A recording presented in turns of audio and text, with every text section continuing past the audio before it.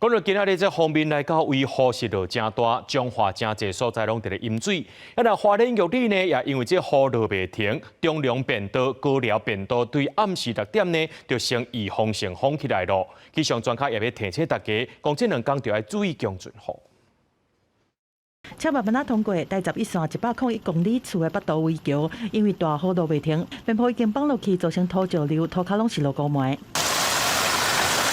第30线绿灯公路的花莲段，因为雨一直落，路边已经出现小雨。拄好在办毕业典礼的花莲玉里高中嘛，拄着大雷雨、大风大雨内面，学生嘛是真有热情。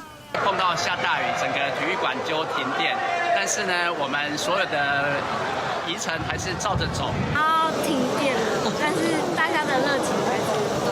在彰化县一寡地区，一天累积的雨量已经超过100毫米。彰化市区嘛有一寡所在是积水淹水，内面中兴路186巷这个工地，本地已经伫要完工，佮因为强降雨延后，土木工班即马紧急进驻，伫大雨内面抢修。车三开始受到驻留方面的影响，西半部地区含平湖、金门、马祖天气无稳定，过到东部地区含各地山区雨势变大。经气象局长戴明典发文提醒讲，山中对流系统挖过来啊。今明2天受到锋面影响，天气不稳定，外出活动的话，记得都要携带雨具备用。而且在这段时间，容易有局部的短延时强降雨，可能带来瞬间比较大的雨势，甚至是雷击跟强阵风。拜三全台天气拢无稳定，拜四方面对北落南的过程，宜花地区伫过道雨势更较明显。拜五到拜六方面渐渐变远，但是水汽嘛是多。南部东半部继续落雨。气象专家提醒讲，这波驻留方面速度较慢，影响较久，嘛要注意强阵风。特别是西半部地区，